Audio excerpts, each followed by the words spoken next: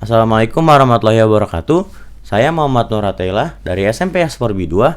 Kali ini akan membahas tentang topik yang masih cukup hangat dibicarakan oleh publik, yaitu adalah fenomena atau peristiwa terjadinya kenaikan harga BBM di Indonesia.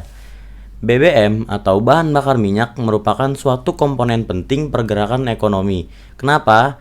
Ada dua hal yang utama, yaitu adalah sektor industri dan transportasi. Mengapa sih BBM ini sangatlah penting? Pertama, di sektor industri, masih banyak sekali mesin, alat produksi yang membutuhkan BBM untuk menjalani atau membangkitkannya. Tanpa adanya BBM, sulit sekali untuk melakukan proses produksi ini. Yang kedua adalah transportasi. Kenapa sih BBM penting di sarana transportasi ini? Ya, sebenarnya jawabannya sudah cukup jelas ya. Karena kendaraan di Indonesia masih didominasi oleh kendaraan bermotor atau kendaraan yang masih membutuhkan BBM atau bahan bakar minyak. Seperti yang kita tahu, pemerintah telah memutuskan untuk menaikkan harga BBM di Indonesia karena telah membebani APBN negara untuk mensubsidi BBM. Tapi di tengah kenaikan harga BBM ini ada beberapa isu yang saya temukan. Sebelum kita masuk ke isu tersebut, mari kita cari tahu dulu apa itu RON. Singkatnya, RON adalah suatu angka yang dipakai untuk mengukur suatu kualitas bahan bakar, misalnya bensin. Oke, sekarang kita masuk ke isunya. Salah satu isu yang saya temukan adalah suatu SPBU swasta menjual harga bensin lebih murah dibandingkan Pertamina, yaitu adalah SPBU milik negara.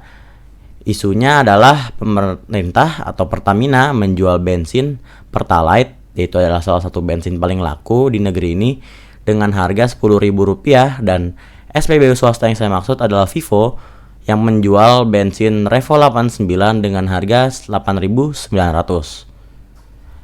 Dan setelah saya telusuri, ternyata kedua bensin tersebut merupakan suatu jenis, memiliki jenis yang berbeda atau kualitas yang berbeda, di mana Pertamina menjual Pertalite dengan RON 90 dan Vivo menjual Revo 89 dengan RON 89. Dari situ jelas ya kenapa Vivo bisa menjual lebih murah.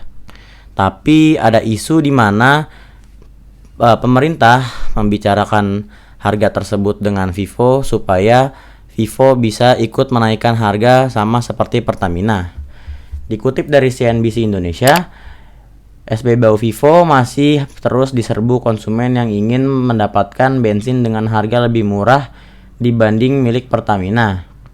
Namun, sebentar lagi antrian pengendara yang menggular di depan Vivo nampaknya akan segera berakhir, sebab SPBU swasta tersebut diminta ikut menyesuaikan harga BBM. Dirjen Migas Kementerian Energi dan Sumber Daya Mineral (ESDM), Tutuka Aryaji, mengaku sudah ada pembicaraan dengan manajemen Vivo terkait hal tersebut. Dengan adanya penyesuaian harga Pertalite, Vivo akan menyesuaikan harganya segera, ujarnya dikutip dari CNN Indonesia. Selain itu, ada juga isu di mana Pertalite yang dikatakan sebagai RON 90 setelah dites merupakan RON 86. Tapi isu ini harus di cross check lagi ya. Terlepas dari segala isu yang ada, saya harap pemerintah bisa selalu transparan dan menjelaskan ketika ada isu yang beredar. Dan saya harap pemerintah tetap berkomitmen untuk menjaga kualitas bensinnya dikala harga yang sedang naik sekarang. Saya sendiri sebagai pelajar memiliki beberapa solusi. Yang pertama adalah kendaraan listrik.